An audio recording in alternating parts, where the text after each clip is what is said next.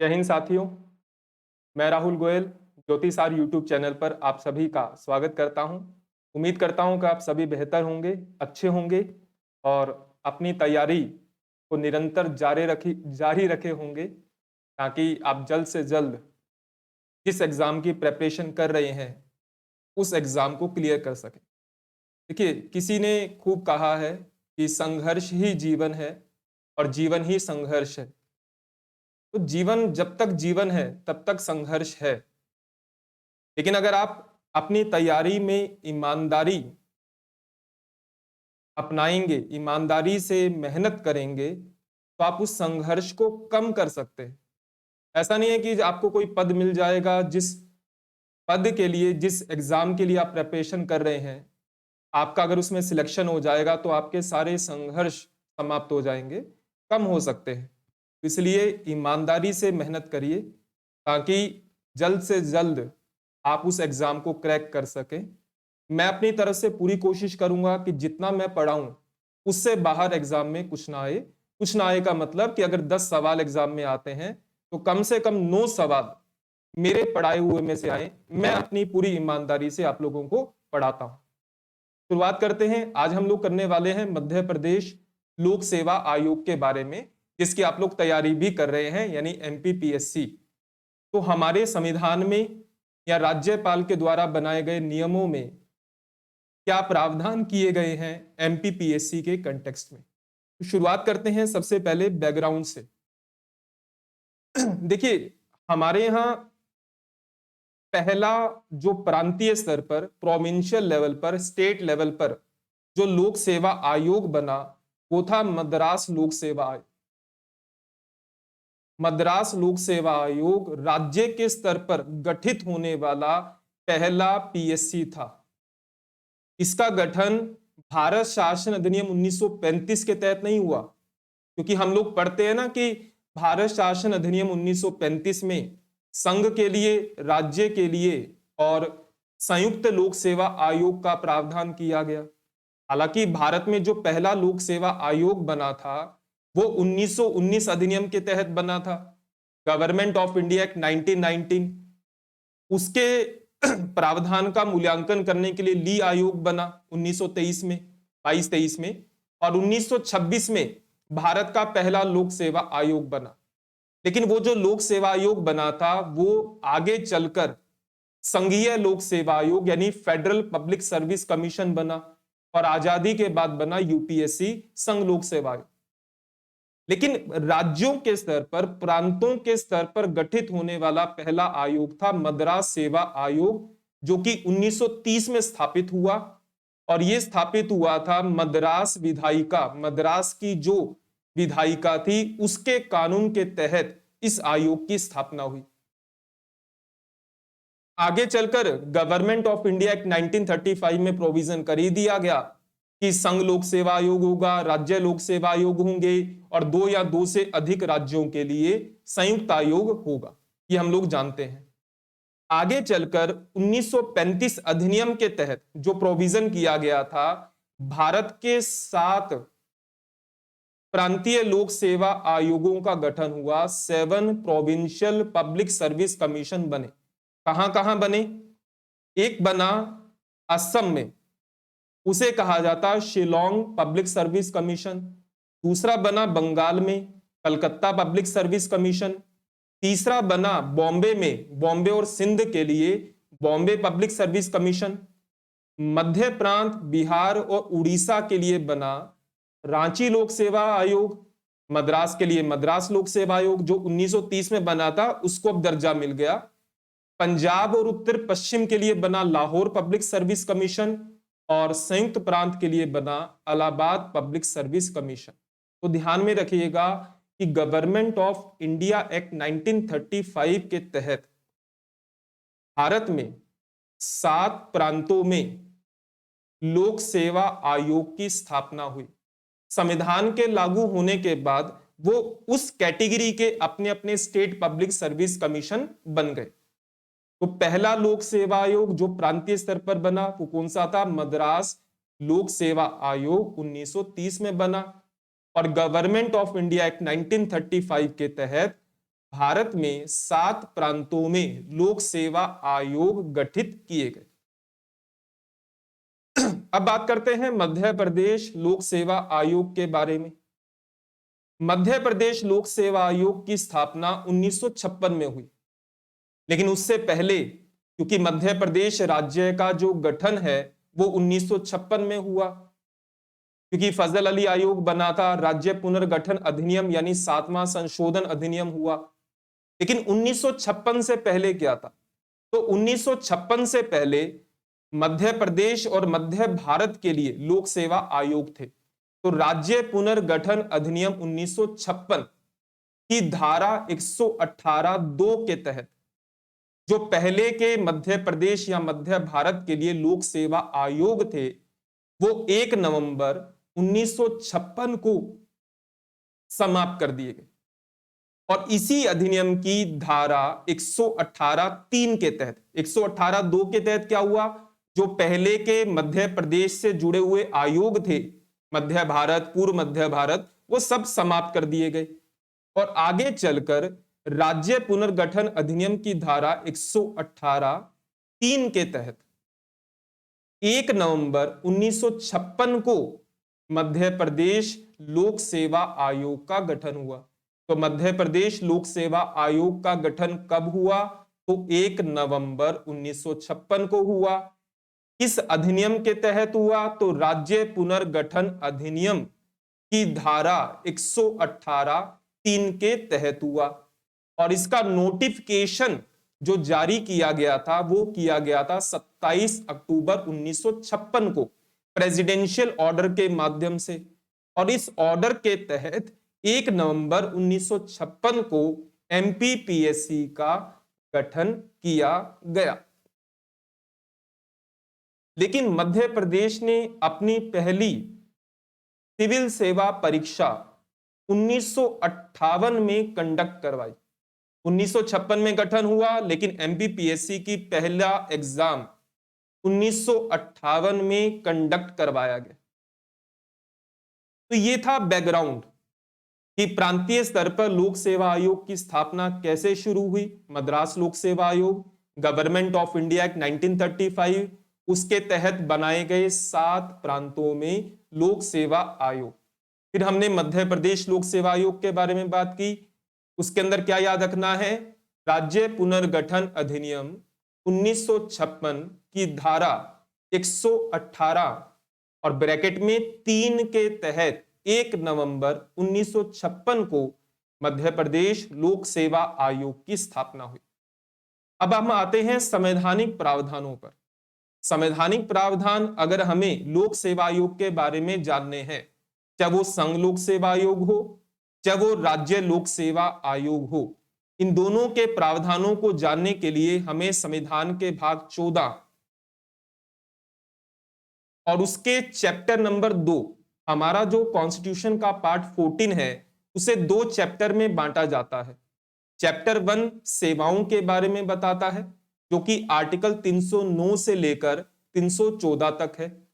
और वही पार्ट 14 का चैप्टर नंबर 2 लोक सेवा आयोग के बारे में बताता है, जो कि अनुच्छेद 315 से लेकर 323 तक है। अगर आप 315 से लेकर 323 तक सभी आर्टिकल पढ़ लेते हैं, तो इसका मतलब आप लोक सेवा आयोग के बारे में प्रत्येक संवैधानिक प्रावधान जानते हैं। तो आर्टिकल 315 लोक सेवा आयोग का प्रावधान करता है, लोक सेवा आयोग के गठन का प्रावधान करता है। संघ के लिए संघ लोक सेवा आयोग, प्रत्येक राज्य के लिए राज्य लोक सेवा आयोग, और 2 या 2 से अधिक राज्यों के लिए संसद विधि के द्वारा संयुक्त आयोग का गठन कर सकती है। तो एमपीपीएससी का प्रावधान आर्टिकल 315 से जुड़ता है। तो हमें 315 से लेकर 323 तक चीजों को पढ़ना है। उसी के अंदर पूरा आपका लोक सेवा आयोग की संरचना, नियुक्ति, हटाना, कार्य सब आ जाएगा। इत्मीनान से पढ़ेंगे ताकि एग्जाम में आपका कोई भी सवाल मेरी तरफ से जो मैं पढ़ाता हूं, आप रिवाइज कितना करते हैं वो आप पर निर्भर करता है, वो गलत नहीं होना चाहिए।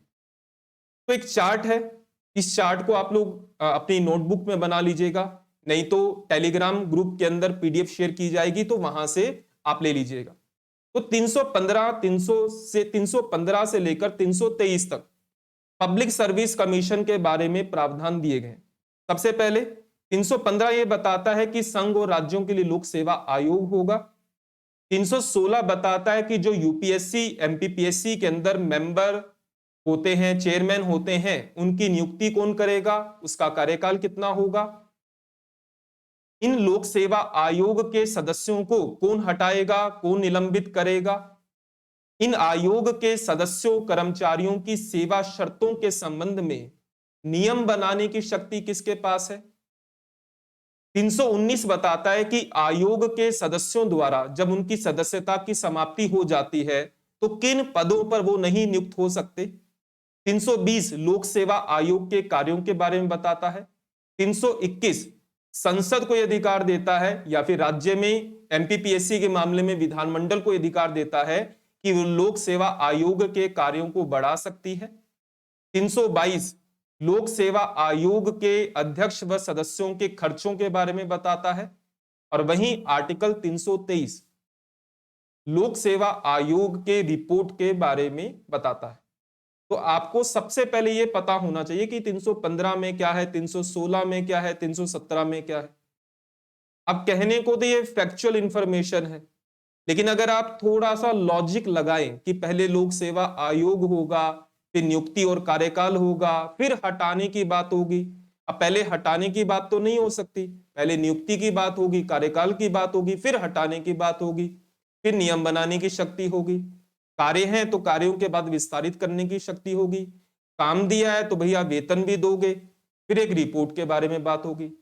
तो एक लॉजिकल, क्योंकि कहा जाता है कि मनुष्य विवेकशील प्राणी है, मतलब ऐसा कहा जाता है कि देखो, आप लोग दर्शन शास्त्र में बहुत सारी चीजों को पढ़ते हैं कि ज्ञान को प्राप्त करने के कई तरीके होते हैं।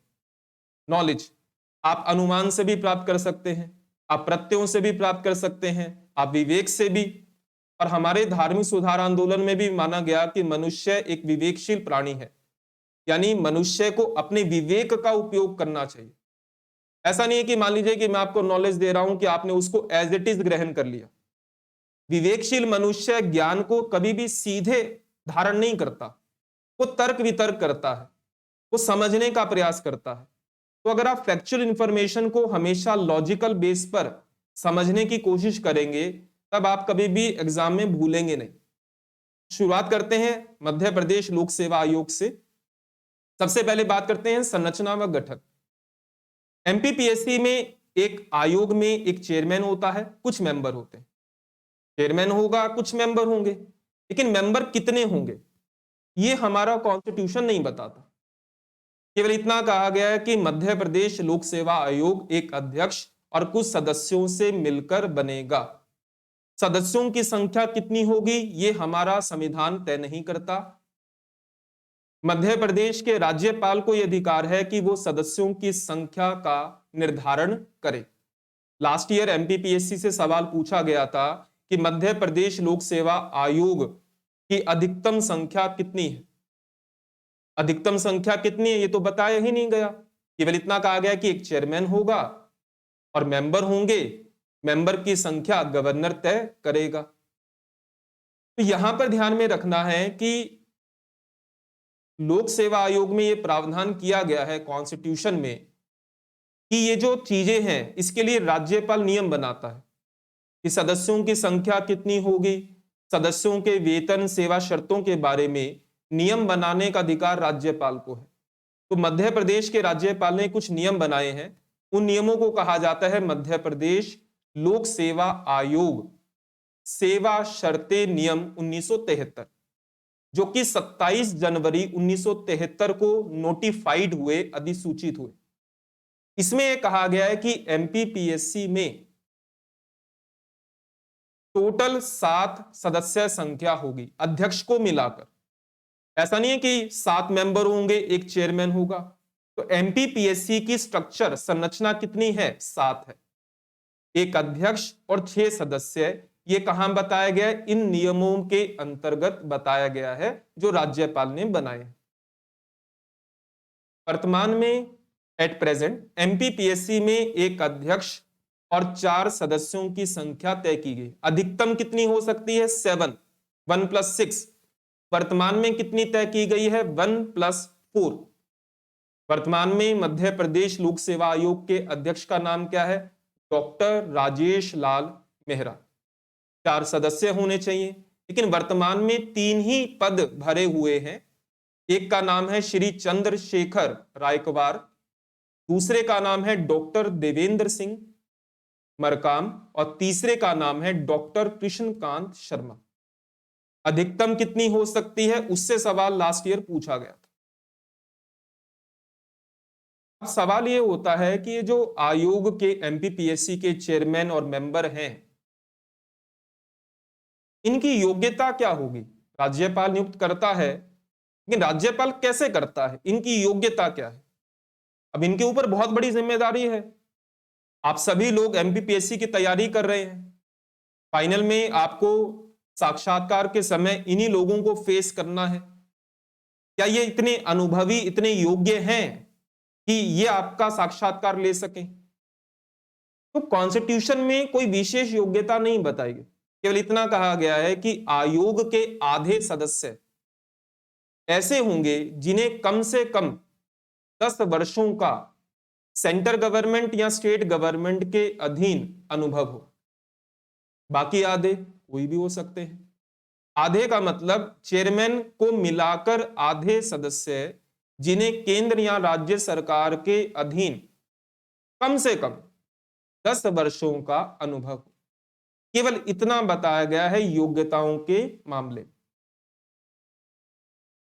और अध्यक्ष व अन्य सदस्यों की सेवा शर्तें कौन तय करता है? राज्यपाल तय करता है। राज्यपाल ने कब नियम बनाए? 1973 में बनाए। कब नोटिफाइड हुए? 24 अप्रैल 1973 को नोटिफाइड हुए। ये मैं आपको पहले बता चुका हूं, जिसके अंदर बताया गया है कि अध्यक्ष को मिलाकर सदस्यों की अधिकतम संख्या 7 होगी। इन नियमों के अंतर्गत राज्यपाल को यह अधिकार है कि वो लोक सेवा आयोग के दायरे में किसी भर्ती को, किसी पद को जोड़ सकता है कि भैया तुम ये भी एग्जाम कंडक्ट करवाओगे या ये कंडक्ट नहीं करवाओगे। और यहां पर विशेष ध्यान देना है कि जो नियम बनाता है गवर्नर, क्या ये एमपीपीएससी से एडवाइस लेकर बनाता है? तो उत्तर है नहीं। राज्यपाल ये जो नियम बनाता है, ये मध्य प्रदेश लोक सेवा आयोग से कोई सलाह मशवरा नहीं करता। हाँ, ये जरूर है कि राज्यपाल जो नियम बनाएगा, नियम बनाने के बाद इसे कम से कम 14 दिनों के लिए विधानमंडल में, विधानसभा में रखना होता है। बस इतना कहा गया। देखिए, प्रैक्टिकली आप सभी जानते हैं कि राज्यपाल कोई भी कार्य मुख्यमंत्री की सलाह से करता है, उसके विवेकाधीन कार्यों को छोड़कर। ये राज्यपाल जो नियम भी बनाता है, ये मुख्यमंत्री यानी राज्य सरकार से ही मिलकर बनाता है, प्रैक्टिकल तरीके से। बस ये चीज ध्यान में रखिएगा, इन नियमों को बनाते समय गवर्नर लोक सेवा आयोग से कोई सलाह मशवरा नहीं करता। अब बात करते हैं अपॉइंटमेंट, यानी ये लोक सेवा आयोग में चेयरमैन और मेंबर हैं, इनकी नियुक्ति कौन करता है? इनकी नियुक्ति करता है राज्यपाल। अब यहां पर एक दो बातें जो पीपीटी में उल्लेख नहीं हो पाई। एमपीपीएससी में एक चेयरमैन होता है, कुछ मेंबर होते हैं, इन सबकी नियुक्ति राज्यपाल करता है। लेकिन इसके अलावा आयोग में एक सचिव भी होता है, सेक्रेटरी भी होता है, उसकी नियुक्ति भी राज्यपाल करता है। लेकिन आयोग में एक डेप्यूटी सेक्रेटरी भी होता है, उप सचिव भी होता है, उसकी नियुक्ति राज्यपाल नहीं करता, उसकी नियुक्ति स्टेट गवर्नमेंट करती है। आयोग में एक कंट्रोलर ऑफ एग्जामिनर भी होता है। जब कई बार एमपीपीएससी का नोटिफिकेशन आता है तो कई बार वहां पर कंट्रोलर ऑफ एग्जामिनर लिखा होता है, इसके साइन होते हैं। कंट्रोलर ऑफ एग्जामिनर की नियुक्ति भी राज्यपाल नहीं करता, कौन करता है? राज्य सरकार करती है।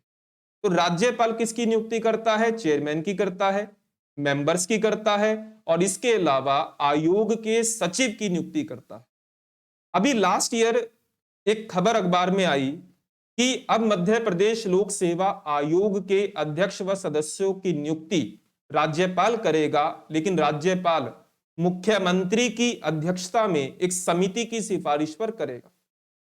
कॉन्स्टिट्यूशन में मेंशन नहीं है, लेकिन ये स्टेट गवर्नमेंट की तरफ से एफर्ट लिया गया है कि एमपीपीएससी के चेयरमैन मेंबर्स की जो अपॉइंटमेंट होगी उसके लिए चीफ मिनिस्टर की अध्यक्षता में एक समिति बनेगी और चीफ मिनिस्टर के साथ साथ उसमें एक एससी एसटी कल्याण मंत्री होंगे और एक स्कूल शिक्षा मंत्री होगा।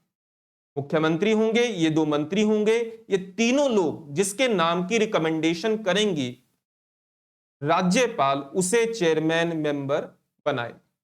इसके अलावा यह भी कहा गया कि जो मुख्यमंत्री के अधीन सामान्य प्रशासन विभाग होता है, जनरल एडमिनिस्ट्रेशन डिपार्टमेंट, उसके अंदर जो सचिव रैंक का यानी अतिरिक्त मुख्य सचिव रैंक का जो अधिकारी होता है वो इस चीज को लागू करने का, डायरेक्शन देने का काम करेगा। हालांकि ये अभी तक नोटिफाइड नहीं हुआ है, लेकिन ये प्रावधान अभी स्टेट गवर्नमेंट के द्वारा एफर्ट किया गया है।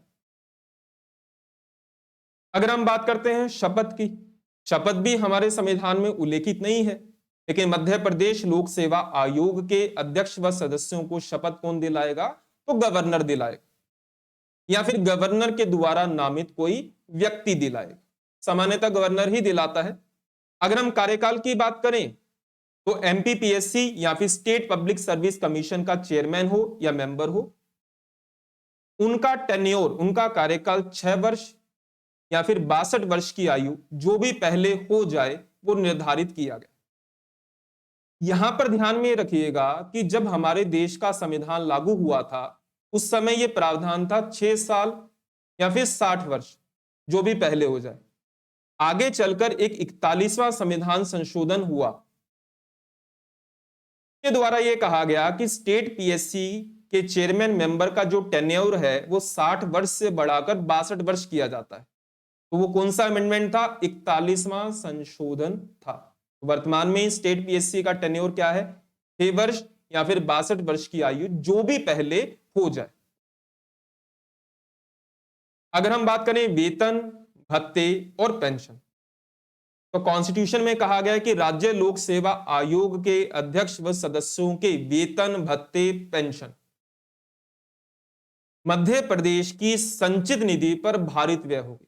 भारित व्यय का मतलब जिस पर विधानसभा चर्चा तो कर सकती है लेकिन मतदान नहीं कर सकती, तो ये क्या होते हैं? राज्य की संचित निधि पर भारित व्यय होते हैं।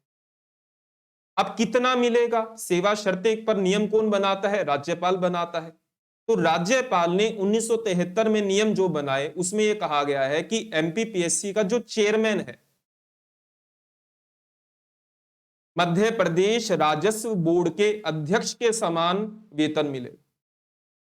एमपीपीएससी के चेयरमैन का वेतन कितना है? मध्य प्रदेश रेवेन्यू बोर्ड के चेयरमैन के समान है। एमपीपीएससी के मेंबर्स का वेतन कितना होगा? तो revenue board, Madhya Pradesh revenue board के सदस्यों के समान होगा। क्या यह कॉन्स्टिट्यूशन में है? नहीं। इसके लिए राज्यपाल ने 1973 में नियम बनाए, वहां पर इस बारे में उल्लेख किया गया। अब आते हैं 3 शब्द हैं रेजिग्नेशन, सस्पेंशन, डिसमिसल। पद त्याग, निलंबन और बर्खास्त। ध्यान में रखना है मध्य प्रदेश लोक सेवा आयोग के अध्यक्ष व सदस्य अपना इस्तीफा किसे देंगे? राज्यपाल को देंगे। आयोग के चेयरमैन मेंबर को सस्पेंड कौन करेगा? तो राज्यपाल करेगा। लेकिन हटाएगा कौन? तो हटाने के मामले में राष्ट्रपति उत्तर है। लेकिन नियुक्ति किसने की? राज्यपाल ने। शपथ किसने दिलाई? राज्यपाल ने। इस्तीफा किसे देते हैं? राज्यपाल को। सस्पेंशन कौन करता है? राज्यपाल करता है। रिपोर्ट किसे दी जाती है? राज्यपाल को दी जाती है। लेकिन हटाने के मामले में इसका उत्तर क्या आएगा? राष्ट्रपति। कुछ ऐसे मामले हैं जहां राष्ट्रपति सीधे हटा सकता है। सीधे का मतलब अगर कोई आयोग का चेयरमैन मेंबर बैंकक्रप्ट हो जाए, दिवालिया घोषित कर दिया जाए, तो राष्ट्रपति हटा सकता है। अगर वो अपने पद के बाहर किसी अन्य वैतनिक नियोजन में लगा हो जहां से उसे आमदनी होती है, राष्ट्रपति हटा सकता है। अगर वो मेंटली फिजिकली अनफिट है वो भी राष्ट्रपति हटा सकता है। लेकिन जो चौथा मामला है मिसकंडक्ट, कदाचार, इसमें भी हटाएगा राष्ट्रपति, लेकिन कदाचार की जांच सर्वोच्च न्यायालय के द्वारा की जाती है। यदि सुप्रीम कोर्ट जांच में दोषी पाती है और राष्ट्रपति को हटाने की सिफारिश करती है तो हटा देगा। अगर सुप्रीम कोर्ट जांच में दोषी नहीं पाती और हटाने की सिफारिश नहीं करती तो राष्ट्रपति नहीं हटा सकता। यानी सर्वोच्च न्यायालय की सिफारिश राष्ट्रपति के लिए बाध्यकारी होती है। किस मामले में? कदाचार।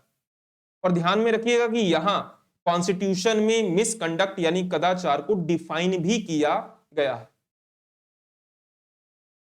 अब आते हैं प्रतिवेदन रिपोर्ट। रिपोर्ट किसे देगा? हर वर्ष राज्यपाल को देगा।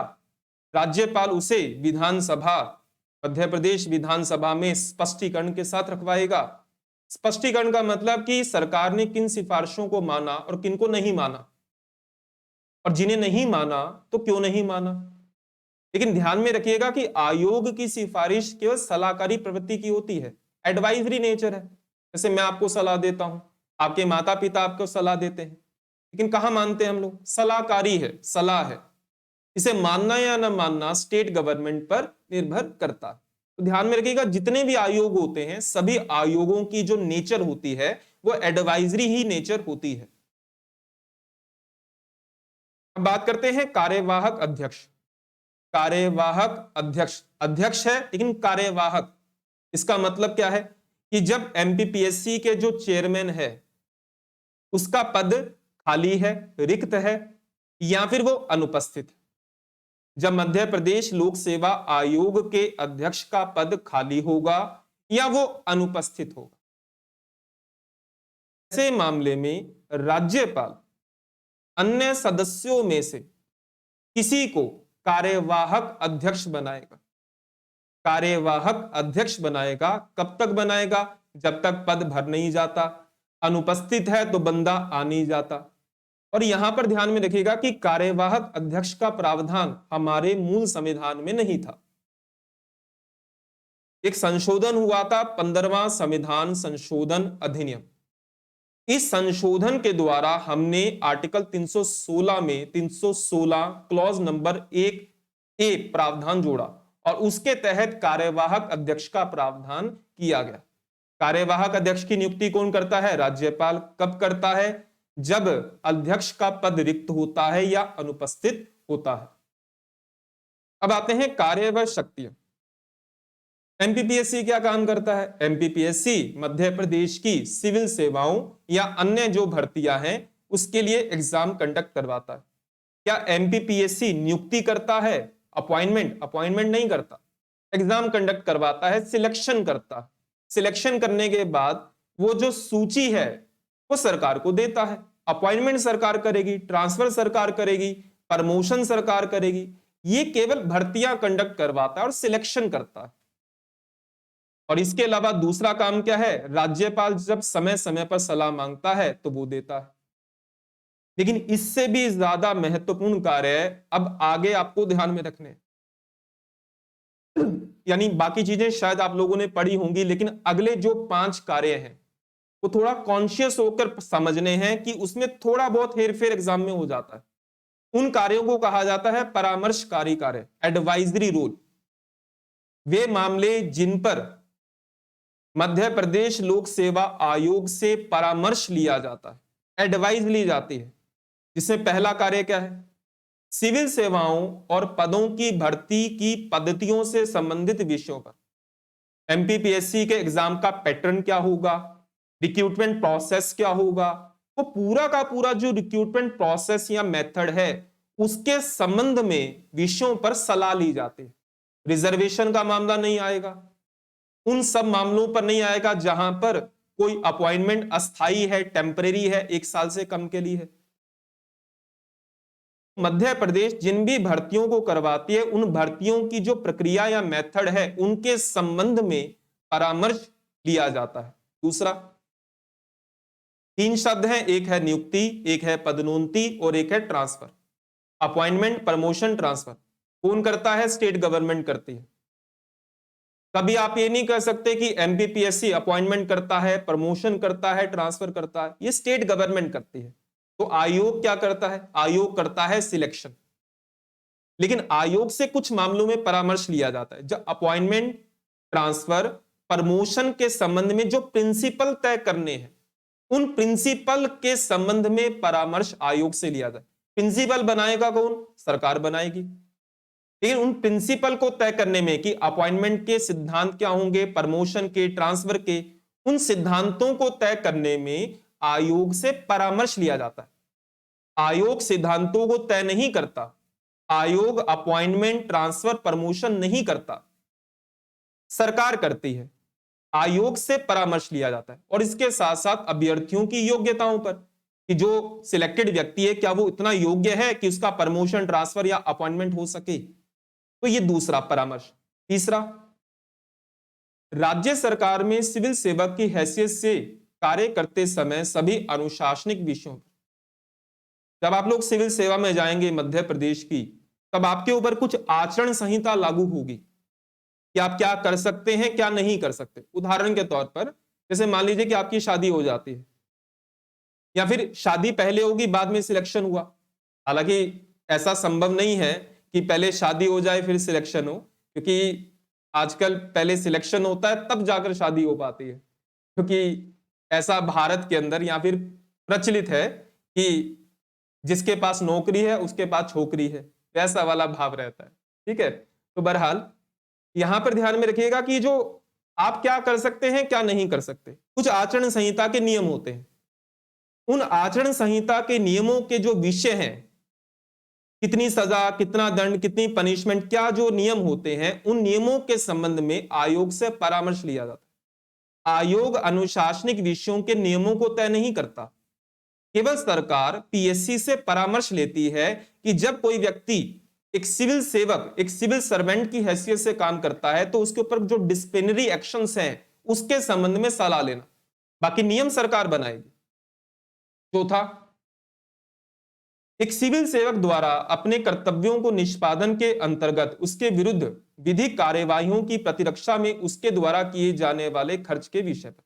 जैसे मान लीजिए कि आप डेप्यूटी कलेक्टर हैं, सुनने में कितना अच्छा लगता है कि आप डेप्यूटी कलेक्टर हैं, लेकिन उसके लिए मेहनत करनी पड़ती है। ठीक है, मैंने शुरुआत में ही कहा कि अगर ईमानदारी से मेहनत करेंगे तो जरूर सिलेक्शन होगा। तो जब आप एक सिविल सर्वेंट होते हैं और जब आप अपने ड्यूटी को फुलफिल कर रहे हैं, अपने पद पर हैं, अपने पद के कर्तव्यों का निर्वहन कर रहे हैं और उस समय कोई घटना आपसे घट जाती है, मान लीजिए कि आपके डिस्ट्रिक्ट में दंगे फैल गए, आपको इंचार्ज बनाया गया और आपने खूब लाठीचार्ज कर दिया। आप अपनी ड्यूटी को कर रहे थे, लेकिन उस ड्यूटी को करते समय आपके हाथों कुछ अनुचित हो गया। तब ऐसे मामले में जो आपके खिलाफ कार्यवाही होगी कोर्ट के अंदर, उसका खर्चा सरकार उठाती है। तो उसके संबंध में किस प्रकार के नियम बनाने हैं, खर्चा कितना उठाना चाहिए, उसके संबंध में आयोग से परामर्श लिया जाता है। और ये जो सारा का सारा खर्चा होता है ये संचित निधि से किया जाता है, राज्य की संचित निधि से ये सारा का सारा खर्चा किया जाता है। आप अपने व्यक्तिगत जीवन में कुछ अनुचित करते हैं, वो सरकार खर्चा नहीं उठाएगी, वो आपको खुद उठाना पड़ेगा। तो यहां पर इस बात को ध्यान में रखिएगा। पांचवा, राज्य सरकार के अधीन सिविल सेवक की हैसियत से काम करने के दौरान किसी व्यक्ति को हुई क्षति को लेकर पेंशन का दावा करना और पेंशन की राशि का निर्धारण करना।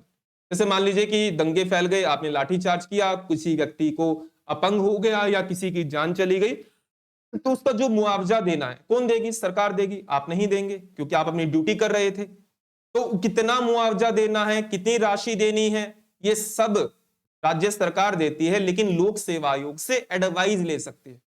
ये 5 मामले हैं जहां पर राज्य सरकार एमपीपीएससी से एडवाइस लेती है, ले सकती है, ये भी नहीं है कि लेगी। ये हमारे कॉन्स्टिट्यूशन के आर्टिकल 320 में बताया गया। इन 5 कार्यों को ध्यान में रखिएगा। अब किन मामलों में परामर्श नहीं लिया जाता? ओबीसी में रिजर्वेशन से जुड़े मामलों पर परामर्श नहीं लिया जाता आयोग से। एसटी एसटी के लिए जो रिजर्वेशन या दावे हैं उसमें रिजर्वेशन पर कोई एडवाइस नहीं ली जाती आयोग से, ये स्टेट गवर्नमेंट का काम है। तीसरा, अगर किसी भी आयोग प्राधिकरण में कोई उच्च राजनयिक पद पर, हाई डिप्लोमेटिक पद पर किसी चेयरमैन मेंबर की अपॉइंटमेंट करनी है तो पीएससी से कोई एडवाइस नहीं ली जाएगी। ग्रुप सी और डी के कुछ पद जहां पर पीएससी नियुक्ति नहीं करता तो वहां पर भी परामर्श नहीं लिया जाएगा। और चौथा, टेम्परेरी जो अपॉइंटमेंट होती है, अस्थायी नियुक्तियां, अस्थायी नियुक्ति का मतलब 1 साल से कम समय के लिए अगर हम किसी को अपॉइंट कर रहे हैं तो वहां पर भी एडवाइस नहीं ली जाएगी। तो ये वो मामले हैं जहां पर आयोग से परामर्श नहीं लिया जाता। इसके साथ ये चीज ध्यान में रखनी है कि एमपीपीएससी का चेयरमैन या मेंबर अपना कार्यकाल अगर पूरा कर लेता है तो वो किन पदों को धारण कर सकता है और किन पदों को धारण नहीं करेगा। तो एमपीपीएससी के चेयरमैन का अगर कार्यकाल पूरा हो जाता है तो वो यूपीएससी का चेयरमैन बन सकता है, यूपीएससी का मेंबर बन सकता है, किसी अन्य राज्य लोक सेवा आयोग का चेयरमैन बन सकता है। इन तीन के अलावा वो भारत सरकार या राज्य सरकार के अधीन कोई पद धारण नहीं करेगा। अगर हम एमपीपीएससी के मेंबर की बात करें तो वो यूपीएससी का चेयरमैन बन सकता है, यूपीएससी का मेंबर बन सकता है, एमपीपीएससी का चेयरमैन बन सकता है, किसी अन्य राज्य लोक सेवा आयोग का अध्यक्ष बन सकता है, और कोई भी भारत सरकार या राज्य सरकार के अधीन पद धारण नहीं करेगा। अब आप बोलेंगे कि क्या वो उसी राज्य लोक सेवा आयोग में या किसी दूसरे राज्य लोक सेवा आयोग में मेंबर बन सकता है? नहीं, ये जितना लिखा गया इतना ही, तो ये चीज ध्यान में रखनी है।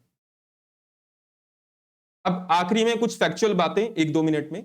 मध्य प्रदेश लोक सेवा आयोग में आज तक कोई भी महिला एमपीपीएससी में चेयरमैन नहीं बनी, लेकिन सदस्य रही हैं।